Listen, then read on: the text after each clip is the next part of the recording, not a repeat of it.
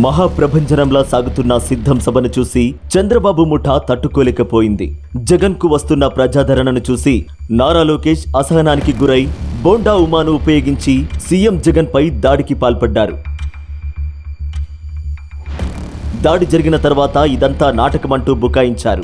ఏవో కట్టుకథలు అల్లారు. సీతారామాంజనేయుల ఆధ్వర్యంలో ఆర్గనైజ్డ్ గా సానుభూతి కోసం చేపించుకున్నటువంటి దాడి చేసింది ఆళ్లే, చేయించింది ఆళ్లే, ఎదుటి వాళ్ళ మీద చెప్పేది ఆళ్లే. ఇదంతా ప్రభుత్వానికి తెలిసి ఇదంతా జగన్మోహన్ రెడ్డి కనుసన్నలో పాత్రదారులు వెల్లంపల్లి టీను, కేసినేని నాని వీళ్ళిద్దరూ అక్కడే ఉండి జగన్మోహన్ రెడ్డి కంటికి తగిలిన రాయి ఇతనికి కాలు మీద పడితే కంటికి తగిలిందని ఇతను పెద్ద కట్టుకట్టాడంటే ఎంత డ్రామాలు ఆడుతున్నాడో అర్థమవుతా ఉంది.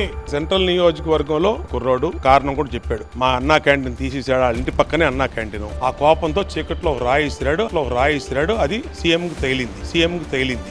ఎవరైతే కేసు బుక్ చేశారో, కేసు పెట్టించారో, దీంట్లో ఇన్వెస్టిగేషన్ చేస్తున్నారో అందరూ కూడా జూన్ 4వ తారీఖు తర్వాత నా పేరు గనక ఇన్వాల్వ్ చేస్తే ఖచ్చితంగా వాళ్ళందరూ కూడా కేసుల్లో ఇరుక్కుంటారు. ఎల్లోదండు వాస్తవం ఒప్పుకుంది. దాడి జరగడం వాస్తవమేనని ఒప్పుకున్నాడు బోండా ఉమా.